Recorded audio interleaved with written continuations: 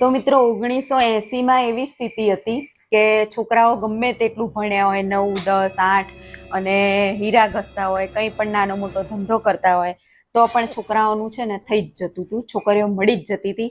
પછી ધીમે ધીમે ધીમે થોડી સ્થિતિ એવી આવી કે છોકરાઓ થોડું ઓછું ભણ્યા હોય તો એને બહુ મળે નહીં, ભણેલી ઓછી મળે અને એવું બધું થાય. અને પછી 2010, 15, 20 સુધીમાં તો એવી સ્થિતિ આવી ગઈ કે આપણને ચિંતા થાય કે સારું છોકરાઓનું થશે કે નહીં થાય.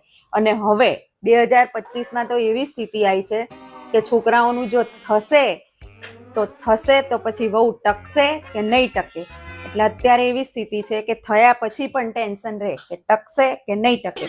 એટલે મારે તો છે ને, મેં મારા છોકરાનું કર્યું ને, પણ મેં મારા વહુના નામે છે ને એટલી લોન લઈ લીધી છે ને કે ક્યાંય જાય ને તો એ બેંક વાળા આવીને હોધીને અહીંયા મૂકી જાય.